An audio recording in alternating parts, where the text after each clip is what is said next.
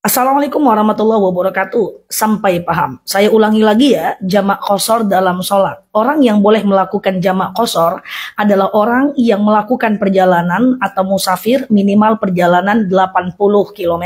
Walaupun ada sebagian yang mengatakan 86 km. But so far 80 kilo sudah bisa.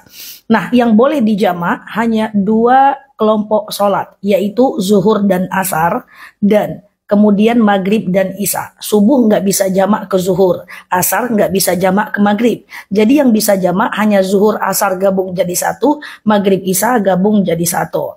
Nah teman-teman, apa itu jamak? Jamak adalah mengumpulkan sholat.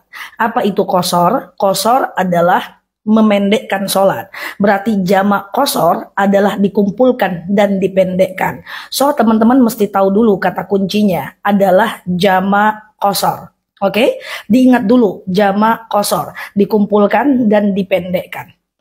Nah, kalau zuhur dan asar digabung jadi satu, dikerjakan di waktu zuhur namanya takdim, dikerjakan di waktu asar namanya takhir.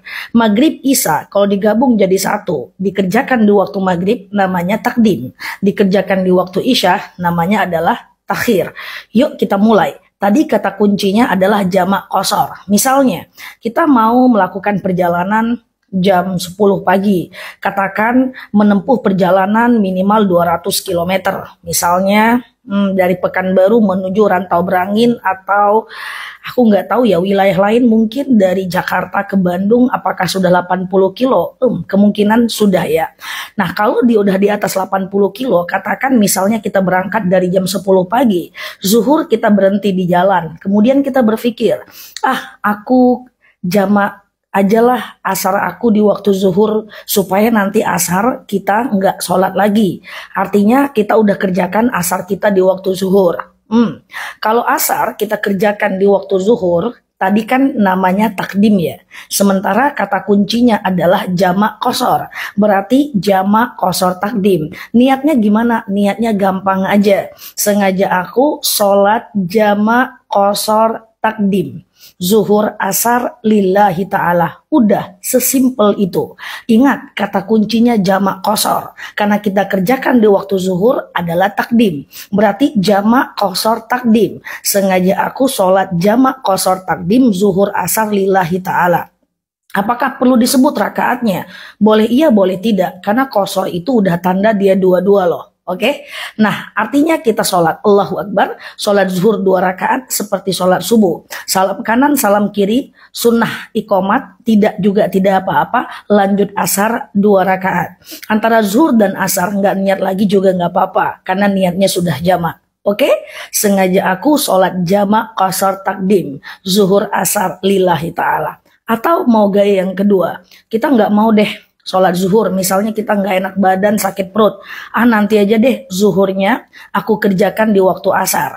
Oke, tadi kata kuncinya adalah jamak qashar. Zuhur, asar, kalau dikerjakan di waktu asar adalah takhir.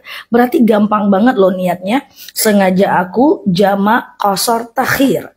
Asar zuhur lillahi ta'ala. Lakukan sholat asar 2 rakaat, salam kanan, salam kiri, lanjut zuhur 2 rakaat. Saya tidak rekomendasikan antara asar dan zuhur. Atau yang tadi takdim antara zuhur dengan asar, jangan ngobrol, jangan cerita. Karena dia jamak nggak boleh putus. Oke? Nah banyak yang nanya, Ustazah bukannya zuhur duluan? Zuhur duluan boleh aja, karena mengikuti rotibus sholat. Tertibnya sholat, tapi asar duluan juga nggak masalah karena menghargai waktu sholat. Tapi saya rekomen tetap asar yang duluan biar gampang karena kita menghargai sholat yang pada waktunya. Oke? Nah yuk sekarang kita dari maghrib ke isya atau isya ke maghrib.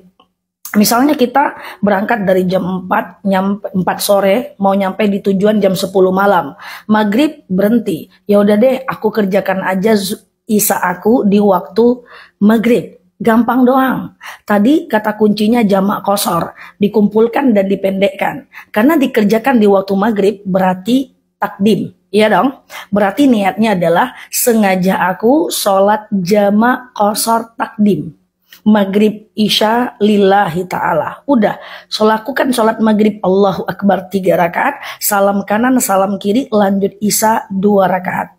Maghrib kenapa nggak dipendekkan Ustazah? Nggak bisa, karena maghrib itu sholat ganjil. Kalau dijadikan 2, dia genap loh. Kalau dijadikan 1,5, tegak nanti berhentinya. Oke, gampang kan? Pokoknya intinya jamak qashar aja deh. Takdim atau takhir, terserah teman-teman mau lakukan di mana.